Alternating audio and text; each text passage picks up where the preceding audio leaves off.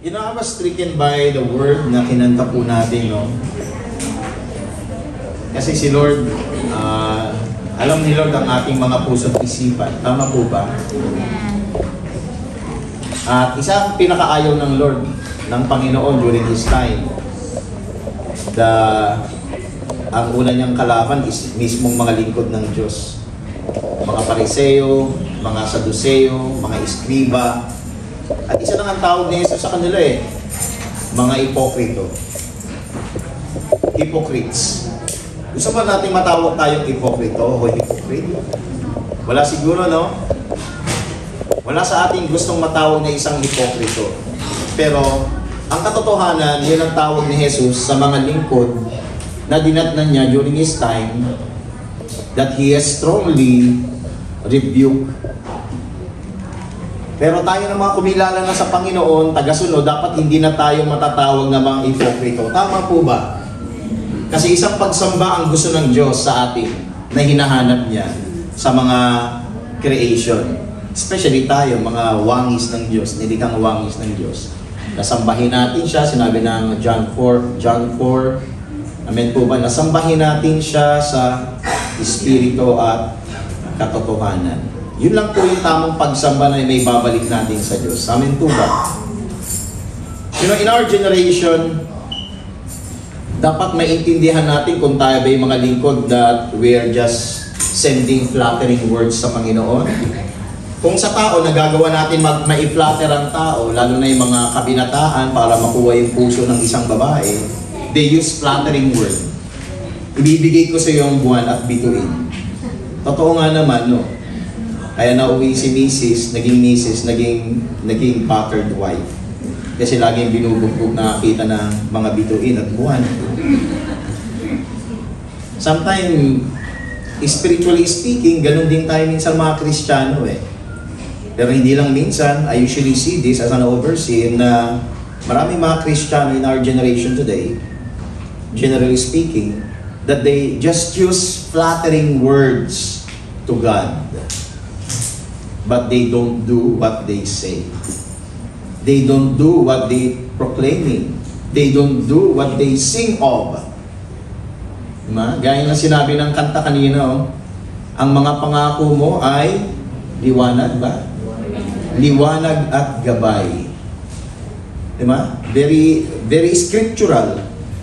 Psalm 119, 115. Your word is a lamp to my feet and a light to my path. Pero there's wondering that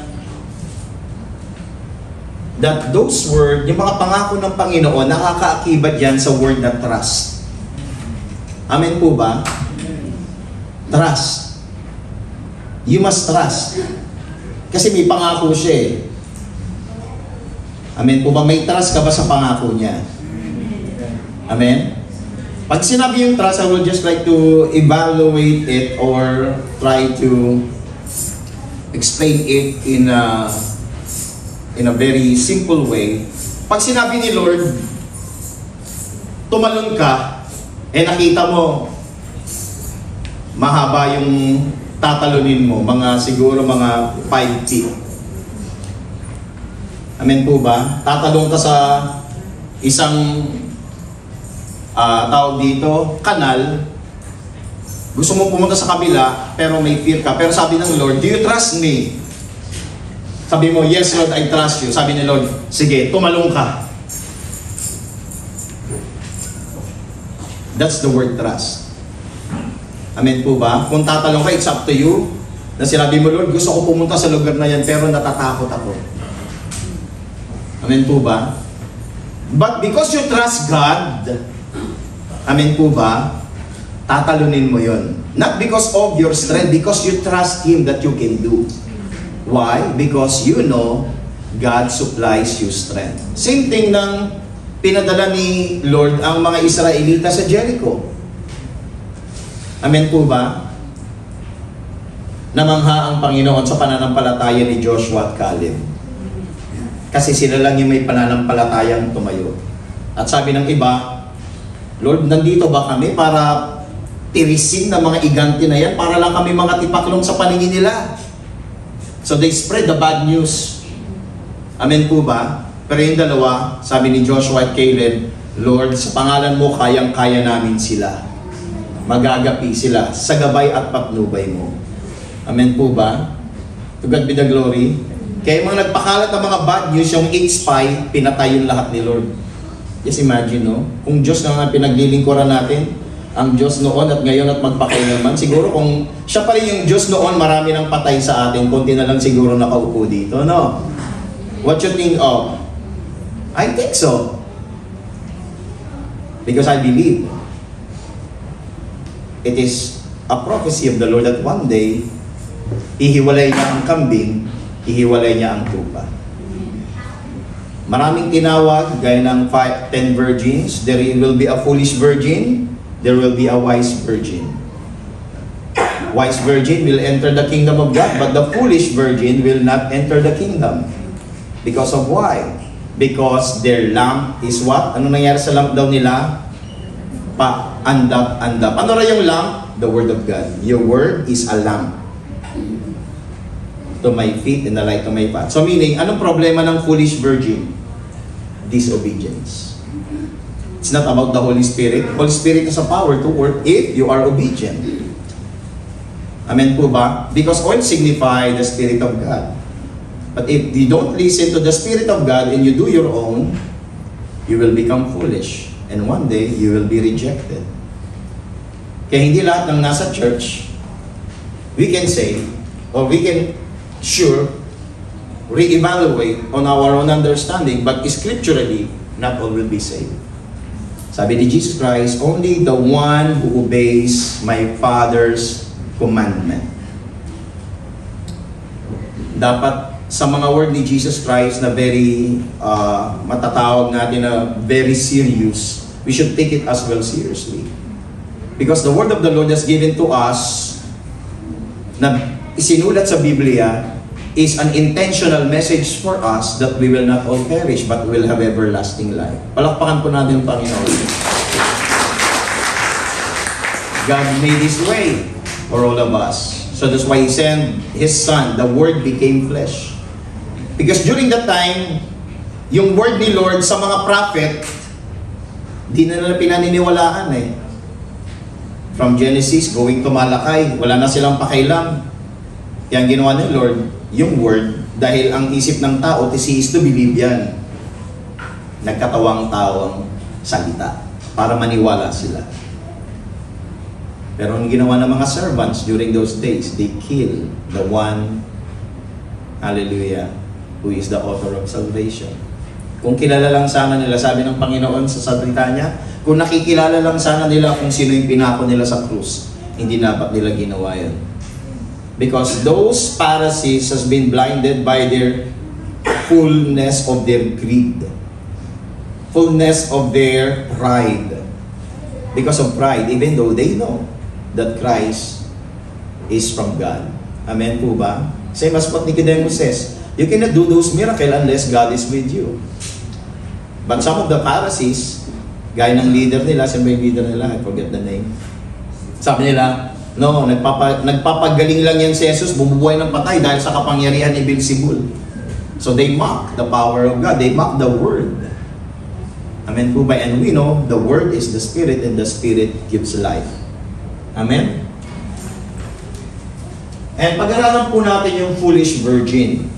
We usually hear about mga promise ng Lord, gaya ng sinasabi natin, trust in the Lord. Lord, ikaw ang aming sandigan, ikaw ang aming lakas. But if you don't trust God in His Word, if you don't obey His Word and trusting His Word, surely, mauuwi tayo sa Isaiah 59. Kahit anong panalangin mo, kahit anong sigaw mo niyang pag-awit, dahil yung kasalanan ayaw mong bitawan, hindi niya maririnig ang panalangin mo. Sorry, because that is scriptural. Hindi ko po yun salita. And we are not called to be a pleaser of men. We are called to be a pleaser of God. We are here, especially kami mga pastor, we are here to blow God's trumpet. Amen po ba? Para ang tao magkaroon ng ng warning, to warn of what the devil is doing beyond the spiritual over your lives, over your family, over your health, over your career. Kaya nasa sa atin, pipiliin natin kung if we want to obey or if we want to disobey. Amen po ba? It's up to all of us as a believer. It's your freedom. But the Bible said, do not use for freedom to make sin. Kailangan makinig tayo sa salita ng Diyos because God doesn't want anyone to perish but He wants everyone to come into repentance. Agree po ba tayo sa sinasabi ng Bible? Palakpakan po natin ang Panginoon. You know, if we're going to look at the crucial time in our generation today, we are in the end days. We see what's happening in our society. We see global events. You might never know tomorrow, nandito na yung mga Iranians. They're killing people. You see a nuclear bomb in Abu Dhabi or in Dubai bomb because we are very near in Iran. It's a part of an event that is soon to come, the coming of Christ, because the end times, the central message of the end times is always in the center of the society of the nation of Israel. Amen po ba? The enemy will cause desolation in the world to reign the Antichrist in the last days. But there will be many wars, rumors of wars. Kaya dapat we should prepare ourselves. Baka akala natin save tayo, but on the latter day, sabihin ng Lord, get away from me, I never knew you. It doesn't mean that Jesus Christ is not omniscient. It is because He never sees Christ in your heart. Amen? So pag-aralan natin yung Romans chapter 3, 1 to 8. Sabi ng Panginoon, it is God's faithfulness. Faithful ba si Lord? Yes. Anak ba tayo ni Lord? Yes. So kung si Lord is a faithful God, dapat yung anak faithful din. Kasi kawangis nga natin ang Diyos, tama po ba? Baka pag nanganak si Mrs. tas magulat ka, hindi mo kamukha ng kapitbahay, ang hirap nun.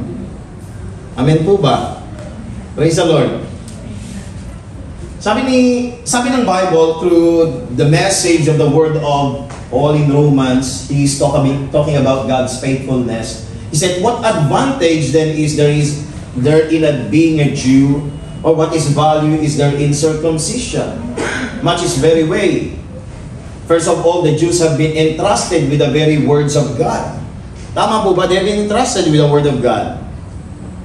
They have been used as a central message of God in the whole world wide.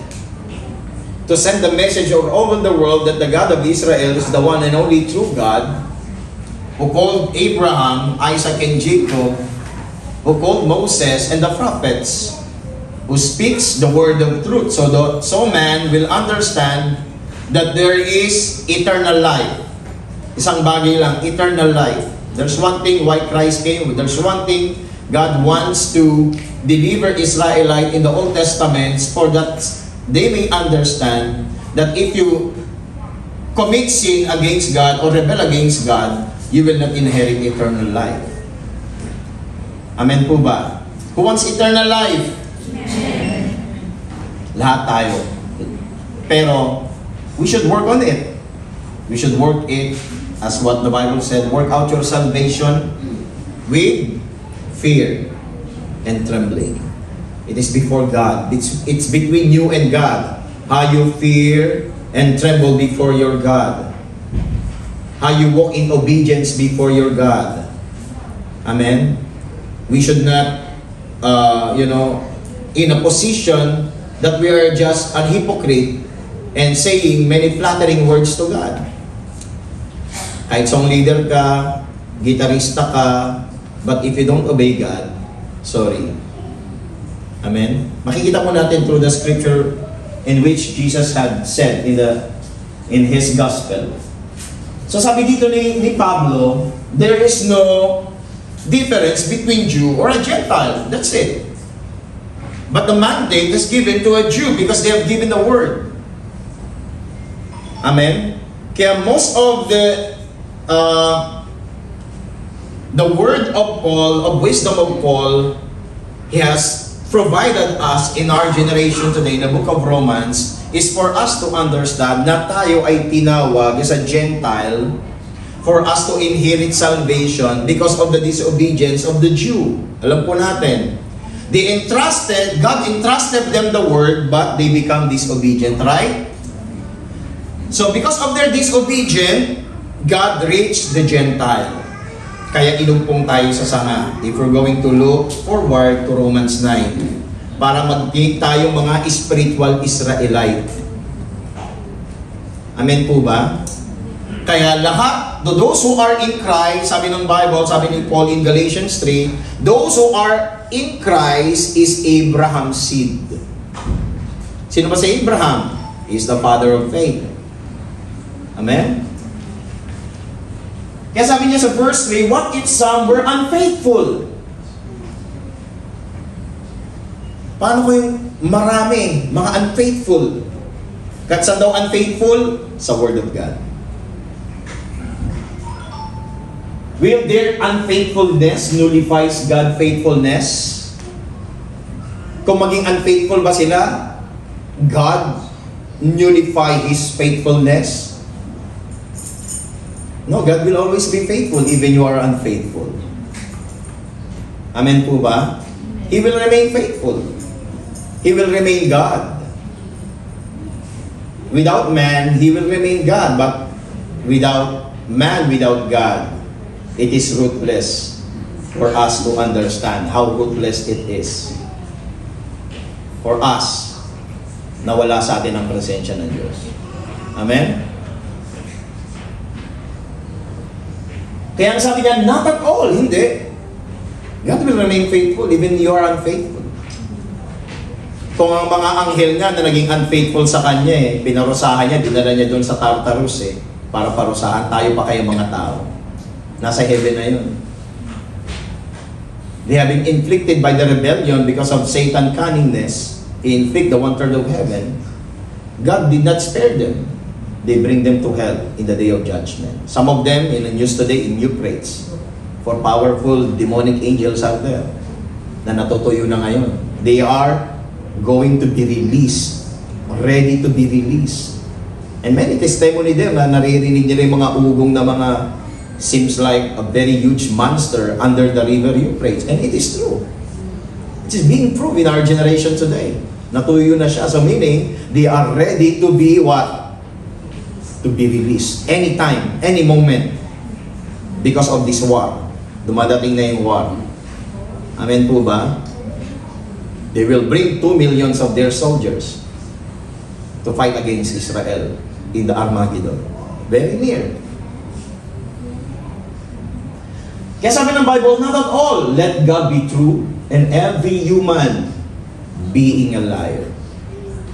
You know, why God says that being a human being a liar? Because many in the generation of the Israelite, they choose to hear the words of the false prophets, words of the wise men, rather than the very word of God. And that's the problem in our generation today. That's how social media is very dangerous as well. There are many teaching lurking in every social media, in our social media account. And when you have heard it, and you don't have like a spirit of brilliance, you will be deceived. Because you don't know the word. You're just listening and don't go to the word. So that's why Prophet Hosea gave us a very important warning during his time. But my people perish, as what God said. My people perish because of lack of knowledge. And they are priests. So sabi ng Panginoon doon, so I reject you as priest. So Hosea pa lang, nagre-reject siya ng mga priest. Si Eli, nireject niya as priest. Because why? He tolerated his 2 sons. Amen? He rejects Saul as a king because of his disobedience. We will go through that. It is written so that you may be proved right when you speak and prevail when you judge. mahalaga po sa atin as an ambassador. Lahat ba tayo ambassador ni Kristo? We are called all to commission. But the problem is, what is, hallelujah, the word that you have today to do a commission?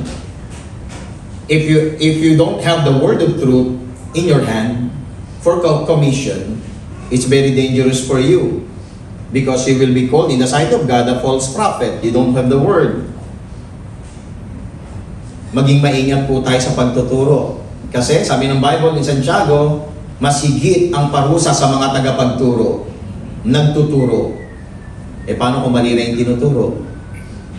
Malaking parusa yun sa Panginoon. Especially if it is not in the foundation of the Word of God.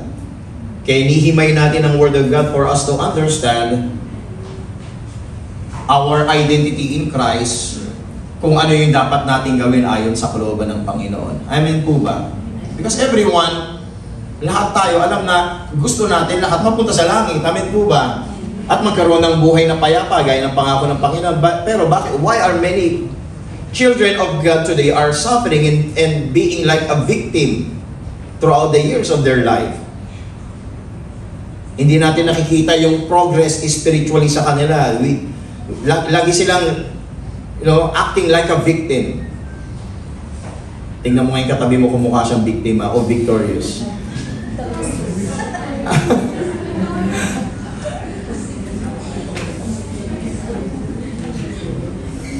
Kaya sabi dito, but if righteousness brings out God's righteousness more clearly, what shall we say? That God is unjust, bringing His wrath on us? Nakikita yung word ni Lord, no? Is God is unjust in bringing wrath on us? No. Not at all. Sabi niya, nagbibigay siya ng wrath. He is unjust, na parusahan ka niya. Kaya sabi niya, He disciplined His sons and daughters. Para what? To coming to repentance. Why He disciplined?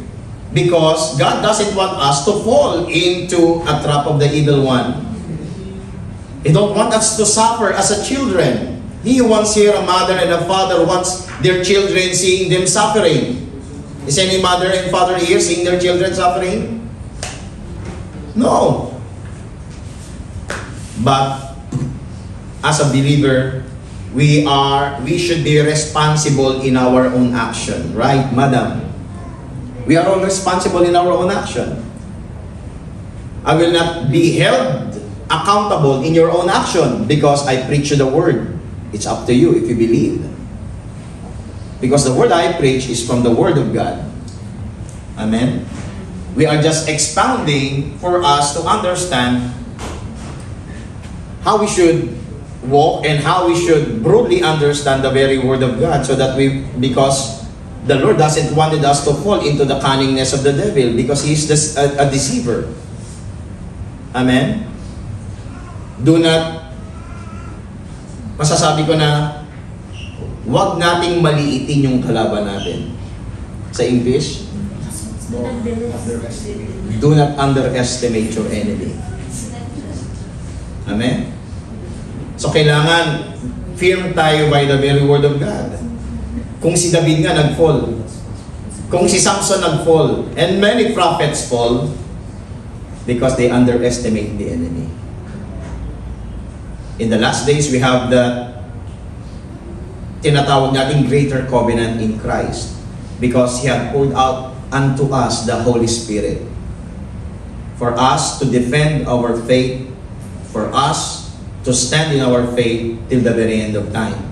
Kasi sabi ng Panginoon, He remains faithful till the end shall be saved. It's only key, one key, faithful. He who remains faithful till the end shall be saved. Amen? It's about faithfulness. No matter what, faithful ka sa pagwawalis because you're faithful. Amen po ba? Ginagawa mo lahat, faithful ka. Yung ginagawa mo, paghugas ng plato sa church, pagde-decorate, hindi ka lang tumutugtog, pero faithful ka sa lahat ng sinasabi ng Panginoon. Because those things are just secondary. Amen po ba? Yung ginagawa natin sa Panginoon, pagsasayaw, pag-aawit. But the most important thing is you should be faithful between you and your God. Amen? Sinong gusto dito makita ang prosperity in their life? Lahat tayo. Because we want to be a channel of blessing. Amen po ba?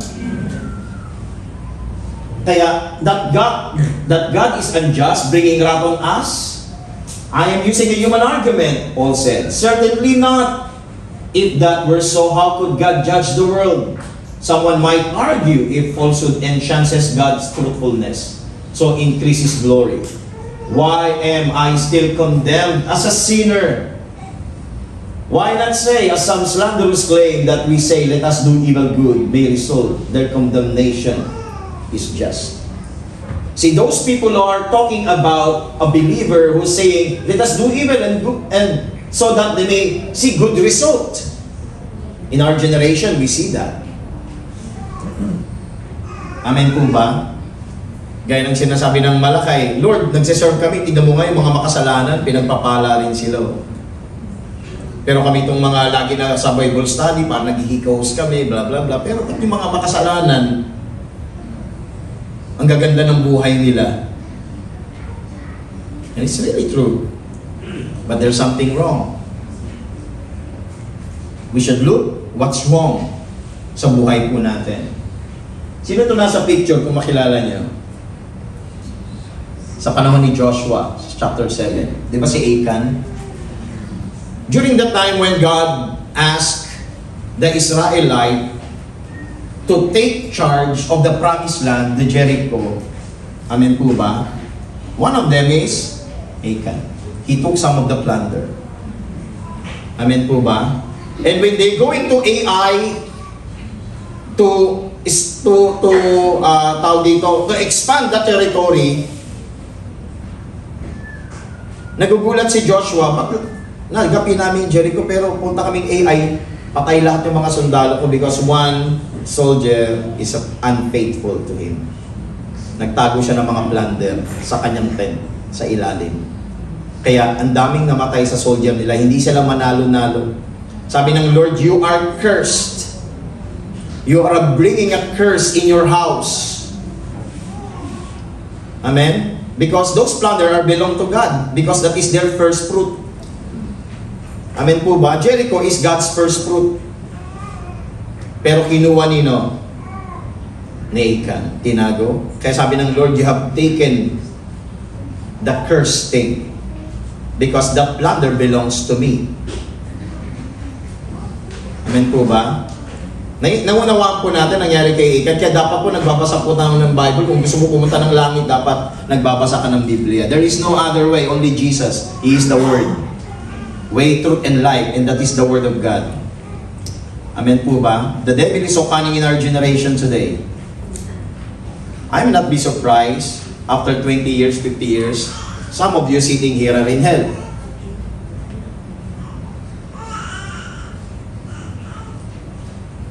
And it is a sad fact. It will be true. And I'm seeing many things. And I'm entrusted a very important message of God. Most of my encounters, like my hell encounters, I already seen a lot of hell encounters. 3, 4 times I've been brought by the Lord to hell. For me to preach what's going there. And you cannot bear it in your mind, what's happening there. So that's why God gave me this great boldness to preach to you the Word.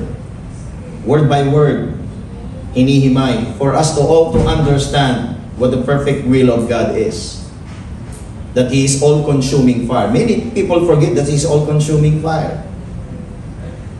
People forget that He is God, that we should fear. Amen? Kung ang mga demonyo nga na takot na takot sa Kanya, nanginginig pa. Pero many of our Christians today, wala nang takot. Wala na yung panginginig, wala na yung reverence. Kahit nga tumaas ang kamay, lumuhod, wala na eh. Mas iniisip nila yung kanilang sarili, nahiya akong lumuhod. Am I right, church? I'm not here to tickle your ear. I'm here to awaken your soul and spirit. You don't know what will life brings for tomorrow. Di natin alam kung buhay pa tayo bukas. But the important is, you hear the message today. Amen? Sa atin po lahat. Next. Kaya sabi ng Panginoon sa Luke 18, I tell you, He will see that they get justice quickly. It's talking about the unjust lawyer sa passage na to. Pero yung word na binitawan dito ni Jesus Christ, sabi niya, however, when the Son of Man comes, He will find faith on earth. Sa pagdating ba ni Jesus Christ, sa kanyang pagdating, makakatagpo pa ba siya ng mga mananampalatayang may tunay na faith? Like Abraham? Kasi sa generation natin ngayon, pag tumugtog ka, faith na yan. Pag umawit ka, faith na yan. Yes, it's good. But what kind of faith what we have? Sinabi ng Lord, yung faith is, when you follow Him and deny yourself, that's faith. Amen po ba? And you offer your life as a living sacrifice, holy, pleasing, and acceptable to Him. That's the only servant that will going enter heaven. Holy, sabi doon, offer your life as a living sacrifice, holy and pleasing and acceptable. It might be you are pleasing sa pagtugtog, pag-awit, pagsayaw, o pag anumang ginagawa mo in every way, multimedia. But the question is, it is acceptable to God. Same like Cain, he offered. Naging acceptable ba yung offering niya kay Lord? No. Hindi niya tinanggap. Because God knows it's not His first fruit. Tira-tira lang yung binigay niya. Amen po ba? From the beginning to the end, ang problema, pagbibigay. Genesis, pagbibigay problema. Malakay ang problema, pagbibigay. Sometimes we don't, this is the main reason why Satan fall down from heaven. Because of his greed. Kaya gusto ng Lord baklasin sa ating pagkatao yung pagka-greediness. Amen po ba? Kaya sabi ng Panginoon, ang pinagkakatiwalaan sa maliit, pagkakatiwalaan sa malaki. Kaya sabi niya, kung dito sa lupa, hindi ka mapagkatiwalaan ng kayamanan sa lupa, how much more doon sa langit, paano ka pagkakatiwalaan? Kung dito nga sa lupa, yung binigay kong kayamanan at kung para sa akin, hindi mo ibigay, paano na lang sa langit? Dito nga, di ka mapagkatiwalaan sa lupa, how much more doon? Kaya maging maingat po tayo, mga kapatid. Amen po ba? Because if you are provoking the Word of God, because the Word of God is the Spirit, you are blaspheming the Spirit. And blaspheming in the Spirit is unforgivable sin. You can blaspheme the Son of God, na hindi siya Diyos, blah blah blah. Mapapatawad pa yan. Pero binablaspheme mo yung salita niya na hindi yan totoo, galing yan sa demonyo. It's not true. That is unforgivable sin. Heaven and earth will pass away, but the very least of the Word of God will never pass away. Kaya nagbigay ng babala si John sa Book of Revelation, sino mag-alis, magdagdag ng salita dito sa hula na ito. Sa lahat ng hula na nandyan ng mga propeta, idadagdag sa kanila lahat ng mga sumpa. At walang tao na may sumpa na makakakyat sa heaven. Kaya sabi ng Lord, get away from me, I never knew you. Because you are cursed. Hallelujah. Kaya during the time of Acts, lumaganap ang fear of God. Amen po ba? Next, bilisan na natin. Naintindihan po natin, palakpakan po natin ang Panginoon. Because one thing for sure, God wants us not to live in a cursed life. That's one thing for sure. Because that is His promise. If you meditate my word day and night, and you fully obey my commandment, surely you will be prosperous and successful. It is a choice. If you meditate the word and do what I commanded you to do, I will be with you. Amen po ba? Promise siya ng Lord eh. The question is, do you trust God's promise? Do you obey? Because trusting God is in obedience to His Word. Mag-trust ka doon sa pangako niya. Pag sinabi niya, mangako ka, may kaakibat yun na pangako, matatanggap mo yung pangako na yun. Same na sinabi niya kay Joshua. Meditate my word day and night, and obey my word, and surely I will be with you. Amen? Corinthians 6:9-11, or do you not know that wrongdoers will not inherit the kingdom of God? Pag sinabing wrongdoers, generally speaking, pag sinabing wrongdoers, you are doing what is far from what the Bible is saying. Opposite side of what the Bible is saying. We can call it wrongdoers. Wrongdoing. Hindi natin ginagawa yung tama. That's it, right? Pag sinabing wrongdoing, hindi mo ginagawa yung tama na sinasabi ng Biblia, ng Panginoon. Kasi sinabi ng Panginoon, wrongdoers will not inherit the kingdom of God. So do not be deceived. Sabi mo sa katabi mo, do not be deceived. Sinasabi ko rin sa sarili ko, do not be deceived. Because deception is equal to hell.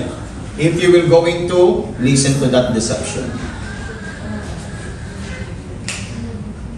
Neither sexual immoral, nor idolaters, nor adulterers, nor men who have sex with men, nor thieves, nor the greedy, nor the drunkards, nor slanderers, nor swindlers will inherit the kingdom of God. These wrongdoing are all equal in God's sight. Walang pinagkaiba. They are all equal wrongdoing. Idolater ka, sexual immoral, magnanakaw ka, greedy ka, manginginom ka, chismosa ka, swindler. Ano ba yung swindler? Nanlalamang. Sila yung mga umuutang din ng babayad. Swindler yun. Totoo po.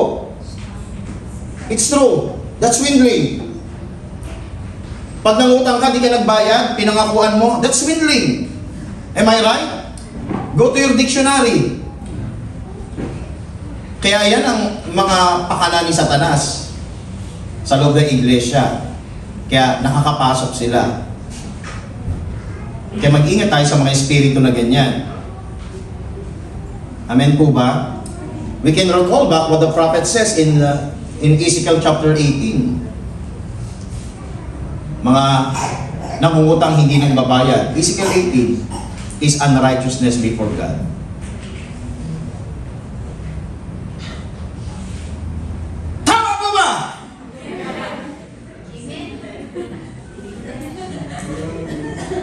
Baguhin na yung way natin. Pag nangutang ka, you are entered into responsibility. Amen? Nako, si baby, nabigla na gulat. Next, bilisan natin.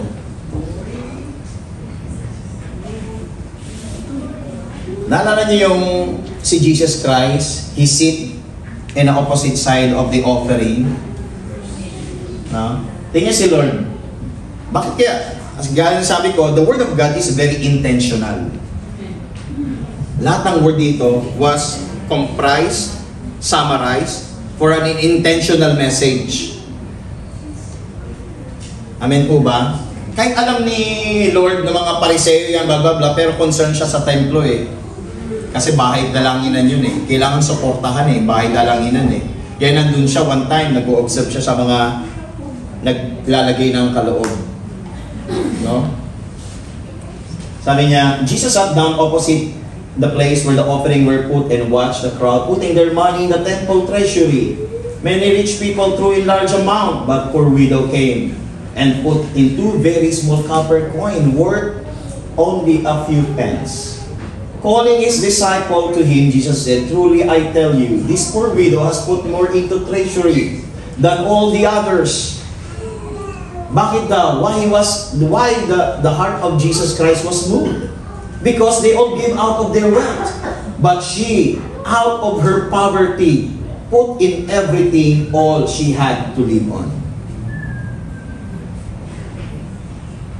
You can call it sarcastic faith.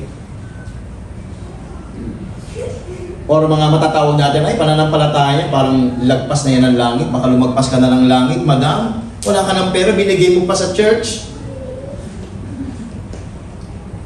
That's faith. Yung kay isang anak ni Abraham, that's called faith. Inoffer niya kay Lord. Because he trusts God. He's the God of the living, He's not the God of the dead. He's a God of the living. He trusts God. Amen po ba? And dyan tayo tinetest ni Lord, if you really trust Him. Nagkukulang ka ba ngayon? Ibibigay mo pa rin ba ang para kay Lord? Lord, naiintindihan mo naman ako, Lord. No? Hindi tayo pwedeng mag-reason out sa ating sariling pamantayan sa Panginoon. Pero in the Old Testament, kinonsider yan ni Lord. Sige, di ka magbigay ngayon, pero sa susunod, may tubo na yan. Bakit niya pinapatubo? So that you will be responsible as a human being. Because we forgot responsibility, accountability. Pag nawala ang responsibility natin at accountability, you become a reckless man. And when you become a reckless man, you become a liar. Tama po ba? Praise God. But God wanted us to change our identity in Christ. Amen? Palakpakan po natin ang Panginoon.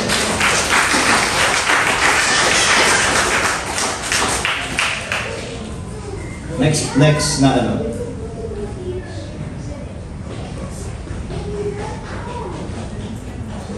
Kaya sabi ng Panginoon, during the time that He was being tested by the Jew and the Pharisee, eto po yung makita natin. Sabi ko, tell us, what is your opinion? It is right to pay the poll tax to Caesar or not? Sabi nila kay Jesus.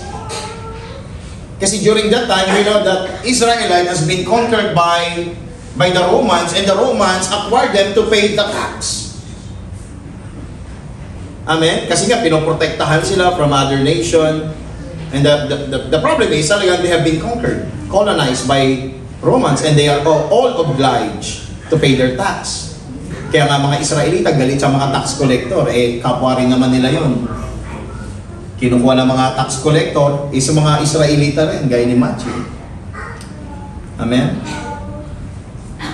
But Jesus, knowing their evil intent, said, alam ni Lord, nababasa niya isipan ng tao You hypocrites, why are you trying to trap me? Show me the coin used for paying the tax. They brought him a denarius, and he asked, whose image is this? And whose inscription? And they said, Caesar, they replied. Then he said to them, so give back to Caesar what is Caesar, and to God what is God's. And they, when heard this, they were amazed, so that they left him and went away. You know, those Pharisees understand that Jesus is right. Because He said, they are amazed sa sagot ni Christ.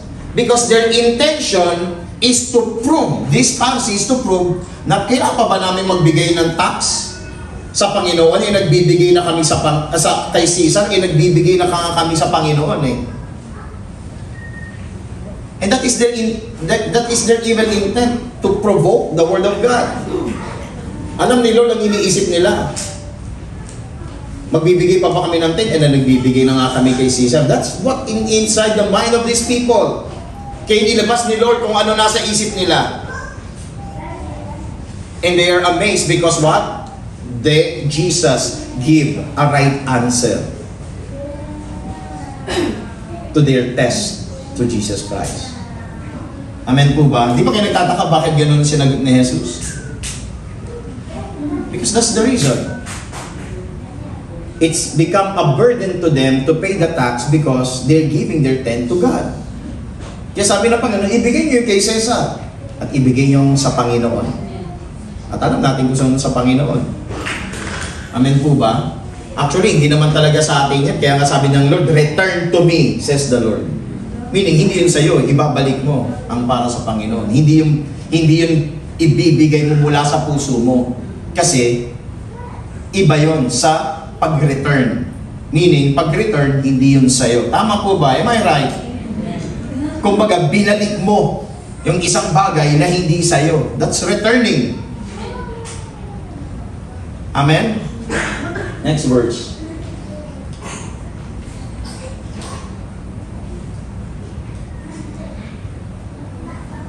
Yan, during the time when Jesus Christ rebuking the Pharisees. Tingnan natin sa 23:23 Matthew. Sabi ng Panginoon sa mga Pariseo, nakakaawa kayong mga tagapagturo ng kautusan at mga Pariseo.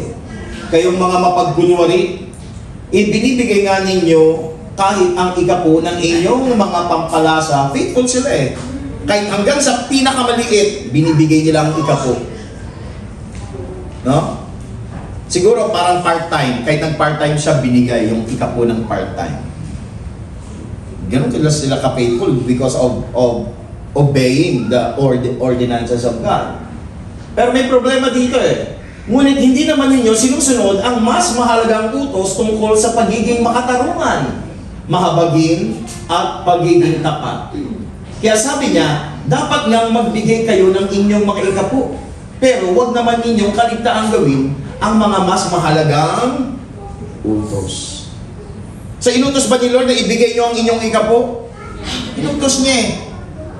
Dapat lang na ibigay niyo ang inyong mga ikapo. Pero huwag niyong kakaligtaan ng pinakamas mahalagang bagay. Kasi ikapo natin, pang-suporta yan sa gawain ng Diyos. Pero yung gagawin mo yung pinakamahalagang bagay na kailangan mong gawin to support you, ayun na yun. That is the tinatawag natin na pag parang may investment, merong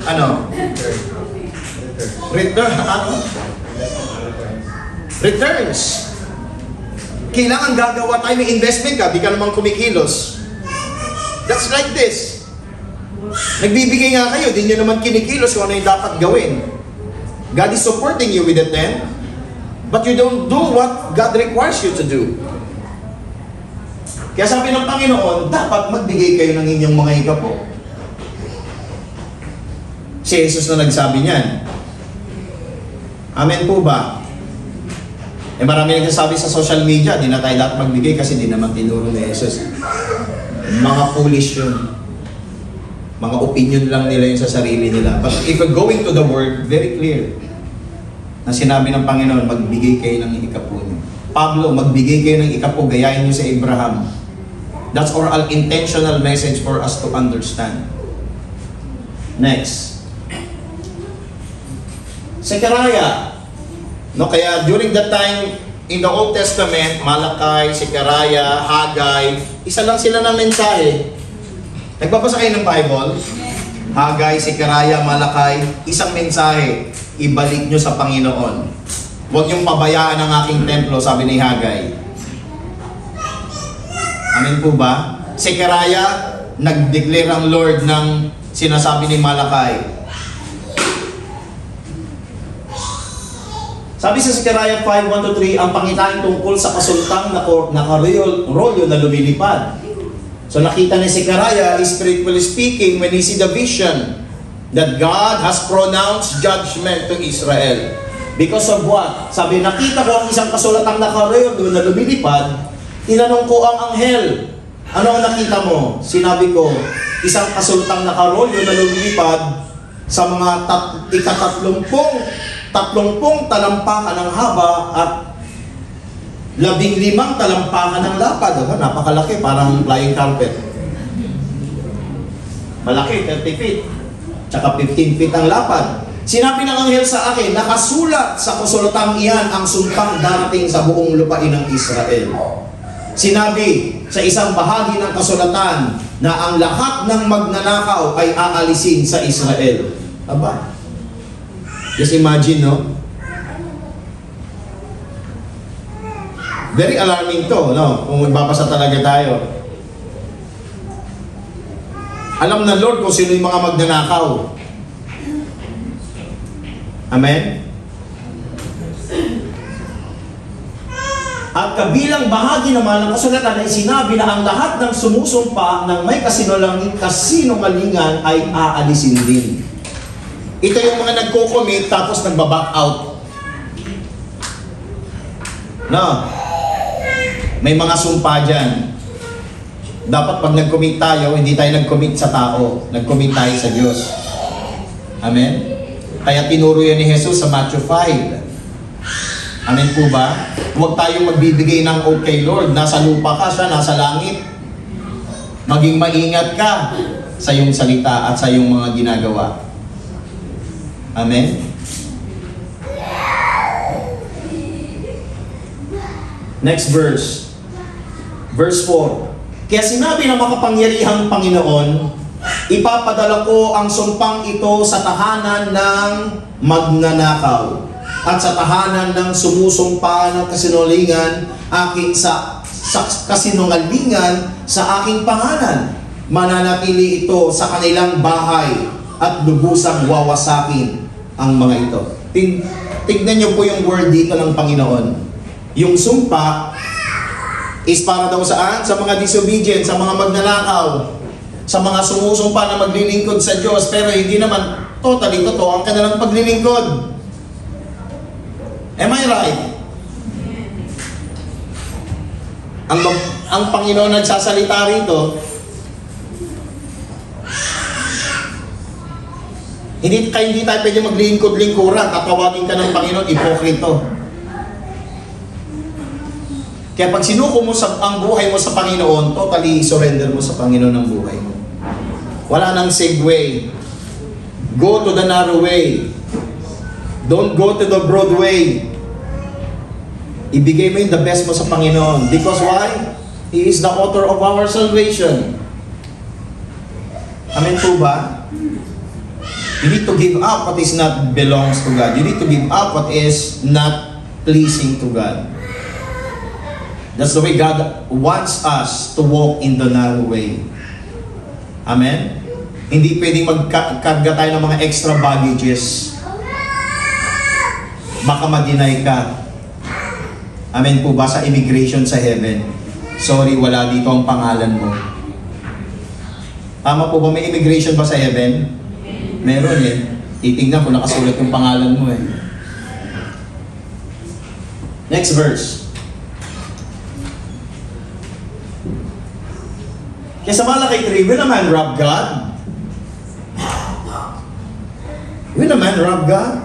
Yes. Ano sabi ng Panginoon? Para maintindihan po natin yung buong Malakay 3. 1-2, maintindihan na natin sobra. Kasi may nag-aalay din ng mga tupa pero bulag, iba pilay. Kaya sabi ng Panginoon, ihandog nyo ngayon sa mga gobernador nyo kung tatanggapin yan. Iba nag-offer may galis. Tingnan ko kung tatanggapin niya ng sarili niyong gobernador. Yung mga offering na yan. Never. Amen po ba? Ikaw, bumalik ka ng lechon, tapos nakita mo din liver sa'yo, wala yung ulo. Papayag kang ganon? Kasama yun sa bayad eh. Hallelujah. Hindi ka papayag. Hallelujah. Nasa alisihan. Ito niyo sabi ng Panginoon. Alam natin na Malakay is the last prophet of the Old Testament. Pero ito pa rin ang problema eh. Ng mga tao eh. Ng mga Israelita, ng mga hinirang ng Diyos eh. Makinig kayo sa sinabi ng Panginoon. Nakikinig ba tayo? Na makapangyarihan, ipapadala ko ang aking mensahero. Mauna siya sa inyo upang ihanda ang dadaanan mo. At ang Panginoon na inyong iniintay ay biglang darating sa kanyang templo. Patungkol yan kay John the Baptist at sa Panginoong Jesus. Darating ang inyong ipinakihintay na sugo na magsasagawa ng aking kasunduan. Pero sino ang tatagal sa araw ng kanyang pagdating? Sino ang makakaharap sa kanya kapag nagpakita na siya? Sapagkat para siyang apoy na magdadalisay ng bakal o parang sabon na nakakalinis. Tama nga naman. Nung dumating siya, una niyang gustong linisin yung mga pariseyo, mga tagapagturo eh. Praise God, at least may mga nakinig. Sa Book of Acts, maraming pari ang nag-convert ng kanilang pananampalataya sa Panginoon. Amen po ba? Sapagkat para siyang apoy na magdadalisay ng bakal, nakita mo pag sinabing bakal, no? Patungkol ba itong ano yung bakal? Dadalisayin daw yung bakal. Patungkol yan dito eh. Puso mo ba metal? Puso mo ba yung bato? Kahit bakal ang puso mo, handa si Lord magdalisay ng bakal. Amen po ba? To God be the glory. Sabi mo nga sa katabi mo, bakal ba ang puso mo? Pero handa si Lord, kahit bakal ang puso mo, gusto niya maging dalisay yan. Kasi God shows no favoritism. Kasi alam ng Panginoon, lahat tayo biktima lang, kaya naging matigas dahil sa deception ng enemy. Pinatigas tayo ng paniniwala na hindi naman makatotohanan. Kaya marami sa atin, binrake ang ating ideology about religion. Even me. Isa ako sa mga kumukutya sa mga born again during my days. Nung high school ako, madalas ako mangutya ng mga born again. Pero di ko alam, mag-born again din pala ako. Sa biyaya, kinahabagan ng Panginoon. Palakpakan natin ng Diyos. Kaya tingnan, sabi ng Panginoon, sapagkat siya ay apoy na magdadalisay na bakal o pagdadalisay ng bakal o parang sabon na nakakalinis, lilinisin niya ang mga paring Levita. Sino mga Levita? Tayo. Royal priesthood. Lilinisin niya ang mga Levita. Alam natin mga Levita, mga naglilingkod sa templo ng Diyos. Gusto niya tayong linisin. Bakit gusto niya tayong linisin? Kung tutuloy tayo sa mga verses, alam na natin yung nagpaparumi sa atin greediness. Tulad ng pagdadalisay ng pilak at ginto upang maging malinis ang kanilang buhay. Ano lang gusto ng Diyos? Nais niya, maging malinis daw ang ating buhay. At maging karapat dapat silang maghandog sa Panginoon, sa altar ng Diyos. Kasi kung pag-aaralan natin ang Old Testament, hindi ka basta-bastang pupunta sa presensya ng Diyos. Kaya sinuotan sila ng magagandang damit. Si Moses, sinuotan ng magagandang damit. Nilagyan ng mga mamahaling mga bato. Amen po ba? Binigyan ng sas na may ginto na nagbebel. Para pag pumasok siya doon sa Holy of Holies, pag hindi na tumunog yung bell ng high priest, patay na yun. May tali sila sa paa. Meaning hindi siya karapat dapat pumasok siya. Atake na lang siya. May tali yun sa paa pagpapasok doon sa Holy of Holies. Nagsindi ng apoy na hindi karapat dapat, namatay. Amen? Kahit nagkakarga ng Ark of the Covenant, dahil natapilok yung nagdadala, gusto niya lang saluhin para tulungan, namatay. Ganun ka ba na lang Diyos?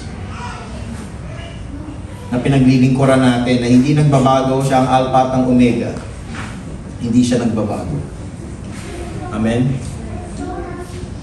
Kaya nais ng Diyos maging malinis ang ating buhay, maging karapat dapat tayong maghandog sa Panginoon. Ano yung hinahandog natin sa Panginoon? Mga papurit pagsamba. Pero kung may kailangan linisin sa atin hindi lang mga papurit pagsamba mga hinahandog natin kailangan yung puso. Deep within.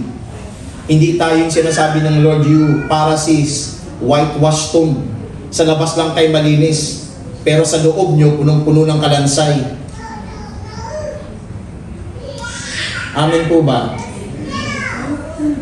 Sa ganon, muling malulugod ang Panginoon sa mga handog ng mga taga-Huda at mga taga-Jerusalem gaya ng dati. Gusto na ba nating malugod ang Panginoon sa ating mga paghandog ng papuri at pagsamba? Dapat ang puso natin faithful kay Lord. Next, lapid na.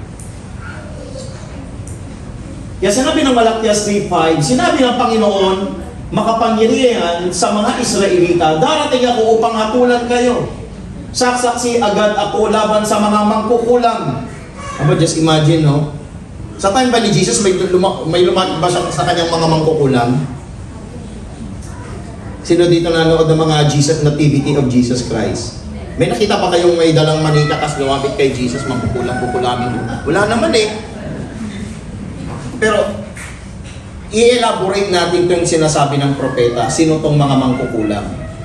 Amen po ba? Hindi po yung katabi mo. Pero, spiritually speaking, it might be. Kasi, yung mangkukulam na sinasabi nito ni Jesus is spiritual. Amen? Sabi ni Jesus, darating ako, sasaksi agad ako laban sa mga mangkukulam, sa mga mangangalunya, sa mga sinungaling na saksi, sa mga mandaraya sa sahod ng kanilang mga manggagawa, sa mga nanggigipit sa mga byuda at mga ulila, at sa mga hindi makatarungan sa mga dayuhan, gagawin ko ito ayon sa inyo na mga walang takot sa akin. Imagine mo yun, alam ni Lord eh. Alam ni Lord kung sino yung mga tao na walang takot sa Kanya eh. Walang fear of the Lord. Kilala ni Lord. Kaya para malaman nyo yung mangkukulam, yung pangkukulam is patungkol sa Samuel 15:23. Sabi niya, ang pagsuway sa Panginoon ay kasing sama ng pangkukulam. Ano ba yung pagsuway? Rebellion? Ano ba yung hindi pagsunod? Ang katumbas niyan, pangkukulam. Kaya ibig sabihin ni Jesus, sa una niyang binanggit na pag mangkukulam, isa mga taong mga disobedient. Bakit? They have the word of God, but they disobey the word. Because of that, you become like a witchcraft. Imagine. Nag-gets po ba natin sinasabi ng Panginoon? Sasagutin nito yung ating mga confusion. Because God is a God of order, God wants to put order in His church. Kaya kahit isang tupa nawawala, iiwanan niya yung 99 para lang hanapin yung isang tupa. Lahat sa atin, napaka-precious kay Lord. Kahit isang tao na ko-confuse sa atin, mahal ka ni Lord, kaya ayaw niyang mahiwalay ka sa Kanya, sa salita niya. Amen? Ang pagsuway sa Panginoon ay kasinsama ng pangkukulam at ang katigasan ng ulo'y kasinsama ng pagsamba sa Diyos-Diyosan. Kaya makita natin nandyan eh. Dahil sa pagsuway mo sa salita ng Panginoon, inayawan ka rin niya bilang hari. Kaya one day, away from me, you evildoer, I did not know you. Kung sinabi niya yan noon, sasabihin niya yan in the last days. At yun ang pinaka scariest word na maririnig natin, na huwag nating asamin one day. Because of our unfaithfulness, hindi tayo matatanggap sa karya ng Diyos. Huwag naman po sana. Amen? Kasi ang salita ng Diyos, hindi ito pamimilit. Ito'y pananampalataya mo sa Kanya. Amen po ba? Next, bilisan na natin. Nakakakita na ako na ng signal. Kaya sabi niya sa Malakias 3:5, sinabi ng Panginoon na makapangyarihan sa mga Israelita, darating ako upang hatulan kayo. Sasaksi ako sa mga mangkukulam. Kaya sabi niya sa verse 6, kaya sinabi pa ng Panginoon, ako ang Panginoon na hindi nagbabago. Nagbabago ba ang Diyos? Hindi eh. Hindi raw siya nagbabago. Ngayon ba, nagbago na ba ngayon ng Diyos? Hindi siya nga nagbabago eh. Hindi siya pwedeng magbago, siya pa rin yun. Amen? Kaya nga si Jesus, hindi niya gano'ng pinagtukunan ng mensahe ng pagbibigay, pero intentionally binigay niya ang salita sa New Testament na ibigay niyo ang iyong kapo, ibigay niyo kay Cesar. Sa mga pangailangan nyo, sa tax nyo, ba't ibigay nyo ang sa Panginoon, na para sa Panginoon. Kaya ang sabi niya, ako ang Panginoon, hindi nagbabago, kaya nga kayo, mga lahi ni Jacob, ay hindi lubusang nalikol tulad ng inyong mga ninuno, hindi kayo sumunod sa aking tuntunin. Nakita niyo yung mga salita ng Panginoon, no? Ang Diyos na may-ari ng langit at lupa. Mabigat yung kanyang mga sinasabi dito. Manumbalik kayo sa akin, ang Panginoon na makapangyarihan, at babalik ako sa inyo. Gusto niyo ba bumalik sa inyo si Lord? Baka akala niyo lang nasa inyo pa si Lord, pero malayo na pala siya sa inyo. Pero isang gusto ng Lord, gusto niya malapit siya sa inyo. Kasi pangako niyan, I will be with you till the very end of your age. Hanggang sa pagtanda mo, gusto ko kasama kita. Ayun ang nais ng Diyos sa ating lahat. Amen po ba? Sino dito gustong kasama ang Diyos hanggang sa huli ng kanyang buhay? Hanggang sa huling hininga? Maging tapat tayo sa Kanya. Huwag tayong talikod. Tapat. Amen? Manumbalik kayo sa akin ng Panginoon na makapangyarihan, at babalik ako sa inyo. Pero tinatanong ninyo, paano kami manunumbalik sa inyo? Magtanong din ako sa inyo, maaari bang nakawan ng tao ang Diyos? Mismo ang Diyos na nagsabi, maaari bang nakawan niyo ako? Parang imposible, pero ninanakawan ninyo ako. Salita na yan ng Diyos, di ko naman yan salita eh. At itinatanong ninyo, paano namin kayo ninanakawan? Ninanakawan ninyo ako dahil hindi ninyo ibinibigay ang inyong mga igapo at inyong mga handog. Iyan ang dahilan kung bakit ko sinumpa ang buong bansa. Pero ngayon, hinahamon ko kayo. Sabi ni Lord, do not test God, pero dito sa Malaki, nag-test niya eh. Test me. Amen? Pero ngayon, inahamon ko kayo, subukan ninyo ako, ang Panginoon na makapangyarihan, dalhin ninyo ng buo ang inyong mga igapo sa bodega ng templo upang may pagkain sa aking templo. Kapag ginawa ninyo ito, padadalhan ko kayo ng ulan at ibubuhos ko ang sobra-sobrang pagpapala. Pangako ng Panginoon, did you trust God? Ang plano ng Panginoon, you will not be a tail, but you will be a head. You will not be a borrower, but a lender. Pero bakit ngayon maraming mga Kristiyano lender? Baon sa utang. Something wrong. Hindi plano ni Lord na mangutang ka. Plano ng Lord, ikaw ang lender. So nasa yung kanta natin, mga pangako mo, liwanag ko't gabay. Ay, nasa may, sumunod ba tayo sa gabay ng Diyos? Gabay niya yan sa atin para mapagpala eh. Liwanag yan sa dating daraanan eh. Pero kung liwanag nasa sa iyo ay kadiliman pala, gaano kadilim yan? Yung tinatago mo sa buhay mo. Kasi marami nag-aakala nasa liwanag sila eh. Kaya sabi ni Jesus, kung inakala mo na liwanag yun nasa sa iyo pero dilim pala, gaano kadilim yan? Sabi ni Jesus. Amen? Malapit na po. Yeah, this is the question. Ang Kristiyano bang hindi nagtatay is walang karapatan sa karya ng Diyos? Ang Kristiyano bang hindi nagtatay ay mapupunta ng hell? The Bible will answer it. Jesus will answer it. Not me, not you, the Bible. Sabi ng Bible, let man be a liar, but God be a God of truth. It might be huling mensahe na to ng Panginoon patungkol dito. But if you will not repent, we will not be accountable to your soul one day in the day of judgment.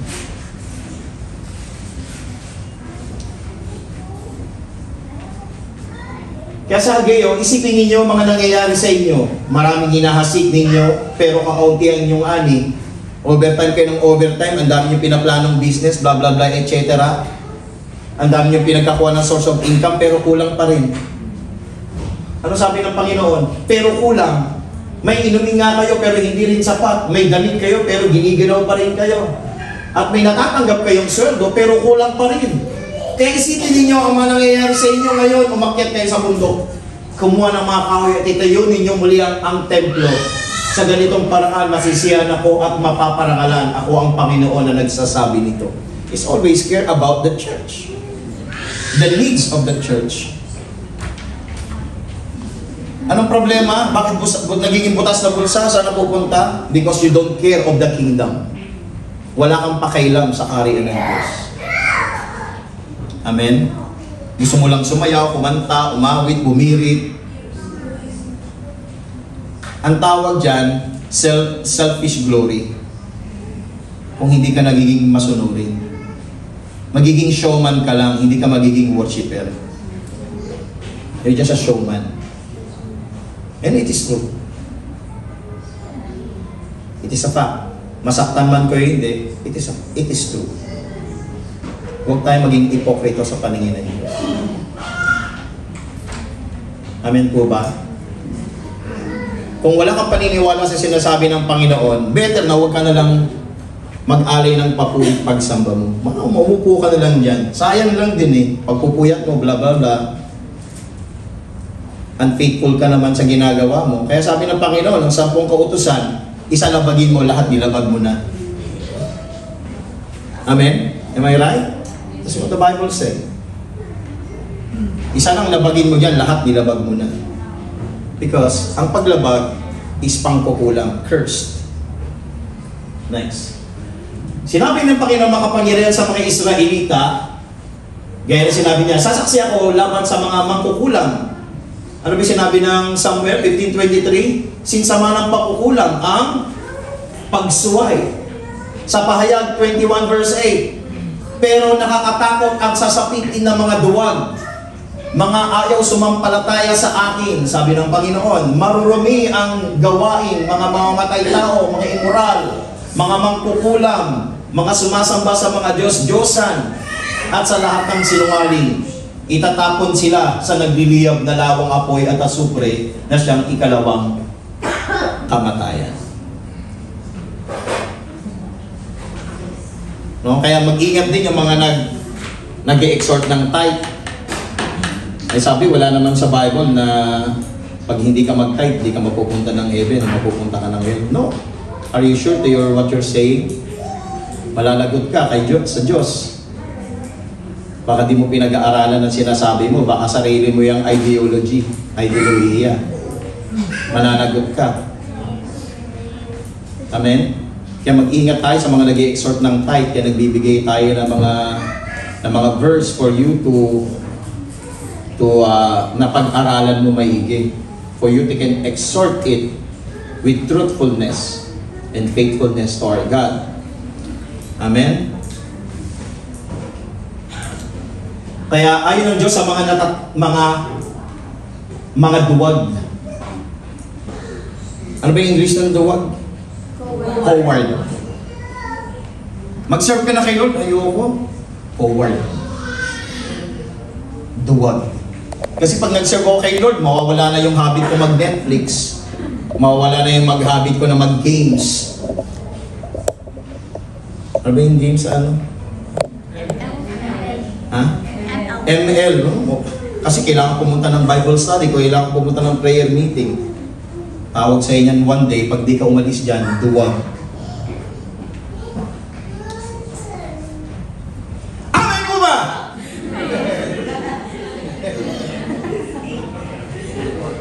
Diyos na tumatawag sa'yo, duwag ka eh.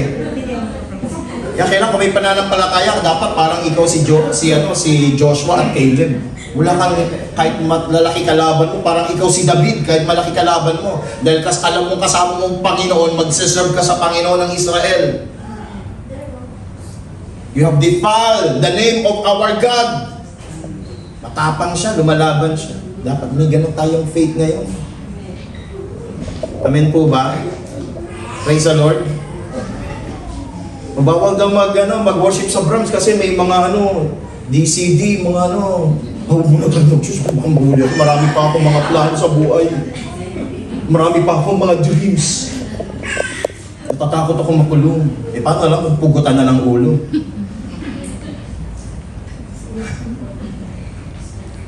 Paano lang kung pugutan na ng ulo? Ano? Panginoon o Antikristo? Pugot ulo. Hallelujah. Baka hindi ka na makabili ng pagkain kasi kailangan mo magpatatak ng mark of the beast. Gutom na ako, magpapatatak na ako.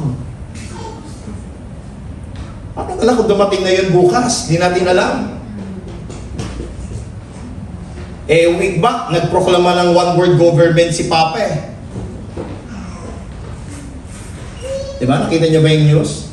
I-proclaim one-world government. Yan na. You don't know what will happen tomorrow.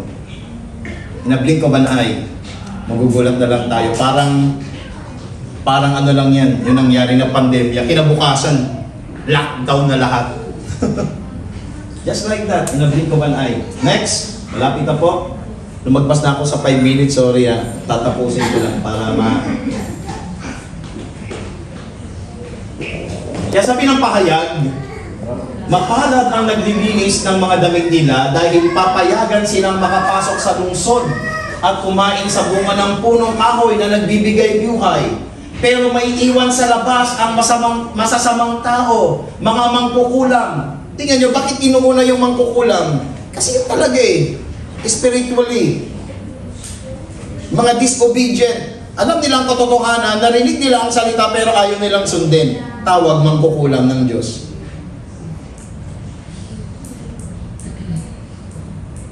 Pwede niya naman ihuli yan. Pero yan talaga Because sabi ng Bible, when God will going to judge, ang unang niyang i-judge, yung unang mga tao niya. He will judge first His people. Kung uunahin ng Diyos na i-judge ang kanyang mga tao, kanyang mga hinirang, how much more yung mga unbeliever? Kaya inuuna yung mangkukulam kasi maraming Kristiyano at the last days, may espiritu ng mangkukulam. Totoo po yun. It's true. I've been in many matatawag ko na tinatawag nilang trans-spiritually. I've seen a lot of things. But it's that time and it's unbearable for you to understand aking mga spiritual encounters. Kaya sinabi, may iwan sa labas ng hari ng Diyos ang masasamang tao. Sino sila? Mga mangkukulam, mga immoral, mga mamamatay tao, mga sumasamba sa Diyos-Diyosan, at lahat ng nabubuhay sa kasinungalingan. Ako si Jesus, ang nagsugo sa aking anghel upang sabihin sa inyo ang mga bagay na ito para sa iglesia ng JCKC. Galing ako sa angkan ni David at ako rin ang maningning na bituin sa umaga. Amen? Naintindihan po natin? Next. Kaya nilagay ko dyan, New Testament. There is no wonder about Ananias and Sapphira. Nasaan sila ngayon? Nasa heaven? No. Sorry. I'm not the judge. The book judged them. Amen? Because of their unfaithfulness. Nangako sila, pero hindi nila tinupad yung pangako nila. Nasaan sila ngayon? The book judged them, not I. Kaya ang fear of the Lord nag-manifest sa lahat ng iglesia because sinampulan ni Lord sila. Because of the unfaithfulness ng nangangako sa Diyos. Amen? Yan, sabi ng Panginoon mismo sa Matthew 6:19-21, sinong gusto mag-impok ng kayamanan sa langit?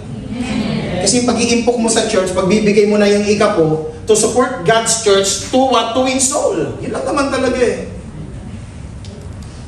Amen po ba? Ilan tayo dito? Let's say nasa 55 o 60. Sa dami ng Pilipino sa Abu Dhabi. Diba? Kung may desire tayo, Lord, winning more soul. Paano sila magkakasya lahat dito kung tayo kuripot sa Diyos? Amen po ba? Praise the Lord. Tapos minsan nakaangal ka pa, chicken na naman. Minsan umangal pa sa pagkain, hindi naman nagbibigay, hindi naman sumasali sa pagluluto. May karapat, ang galing mo naman, may karapatan ka pa magreklamo sa lagay na yan. Ang tamad mo na, wala ka pang ambag, reklamo ka pa. No? Ano man ang Diyos sa'yo. Huwag kayo mag-impok ng kayamanan dito sa lupa. Dito ay may naninirang insekto at kalawang. At sabi ng Diyos, ano ba insekto at kalawang? Spiritual yan eh. Insekto, talking about demons. Kalawang is infirmities, uncleanliness, unrighteousness. At sabi niya pa, no? Dito may naninirang insekto, kalawang, at may nakakapasok magnanakaw. Saan mag-impo kayo ng kayamanan sa langit? Doon walang naninirang insekto at kalawang, at walang ano raw, nakakapasok na.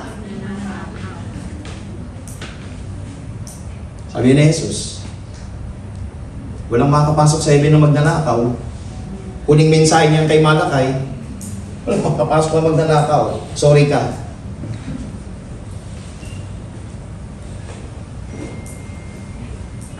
Amen? Kaya nakakalungkot, marami mga false teacher ngayon sa internet eh. Magbibigay ng isang word tapos magbibigay ng ideology, idea niya. Maraming Kristiyano na naniniwala, they fall down into the pit.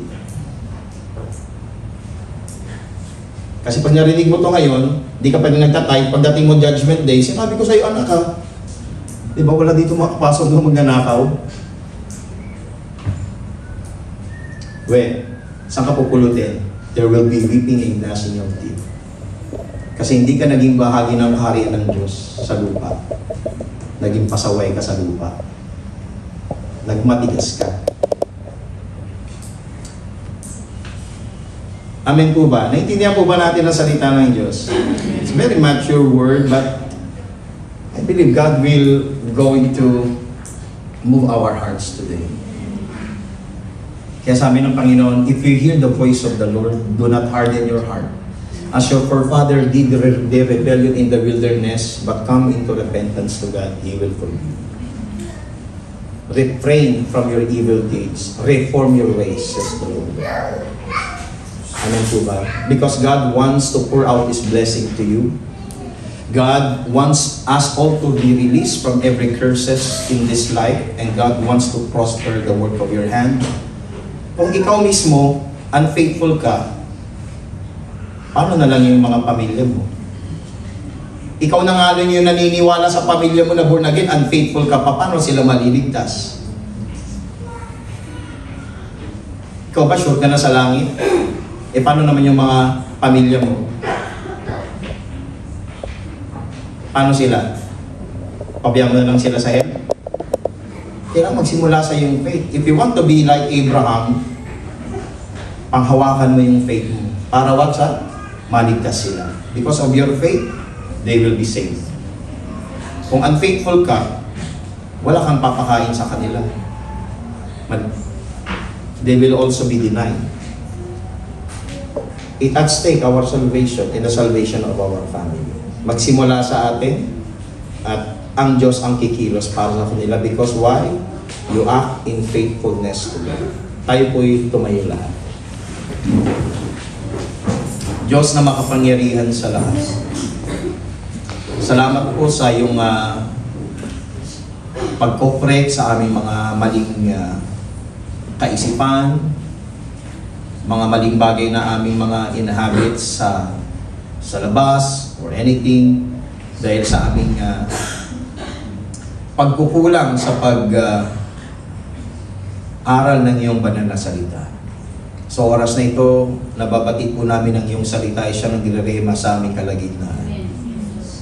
That we should turn away from our evil ways and repent. Lord, today, I pray for your mercy and grace. That you will convict the hearts of your children, your people. That we will not perish, but we will come into repentance and to walk in the knowledge, hallelujah, and wisdom that you have provided us for our salvation. Lord Jesus Christ, have your way. Give us a new heart and a new spirit, that we may all be obedient to your word. For your word is truth. And your word is the Spirit, and the Spirit gives life. The same Spirit that raised Jesus Christ from the dead is the same Spirit that will raise us up in the day of the Lord Jesus Christ. Lord, we give you back all the honor and glory and the highest praise, both now and forevermore, in Jesus' name. Let's all say Amen. Amen.